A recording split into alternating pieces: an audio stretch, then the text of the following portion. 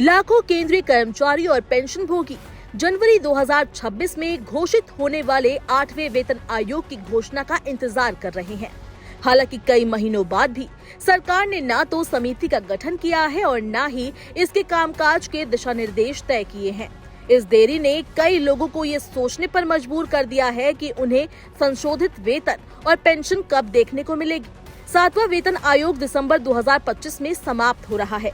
ऐसे में अगर 8वें वेतन आयोग को लागू होने में समय लगा तो कर्मचारियों और पेंशन भोगियों को एरियर भी मिलेगा। साल 2025 की शुरुआत में केंद्रीय कैबिनेट ने इसे मंजूरी दी थी, लेकिन अभी तक इसे लेकर कोई नोटिफिकेशन नहीं आया है। ऐसे में इसके जनवरी 2026 में लागू होने की उम्मीद खत्म हो गई है। अब ऐसा लग रहा है कि इसे लागू होने में 2028 तक का समय लग सकता है। अब बात करते हैं 7वें वेतन आयोग की, तो इसका गठन फरवरी 2014 में हुआ था और इसके कार्यदल निर्देश मार्च 2014 तक अंतिम रूप दे दिए गए थे। आयोग ने नवंबर 2015 में अपनी रिपोर्ट प्रस्तुत की थी और जनवरी 2016 में उन्हें लागू कर दिया गया था।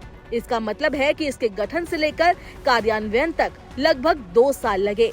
पिछले रुझानों को देखें तो इन आयोगों को अपना काम पूरा करने में आमतौर पर 2 से 3 साल लगते हैं। अगर 8वां वेतन आयोग जल्द ही लागू होता है तो कर्मचारियों को नए वेतनमान 2028 तक ही मिल पाएंगे। हालांकि उन्हें पिछली तारीख से भुगतान जनवरी 2026 से मिलने लगेगा। ऐसे में अगर इसे लागू होने में 2 साल का समय लगा तो कर्मचारियों को 2 साल का बोनस मिलेगा।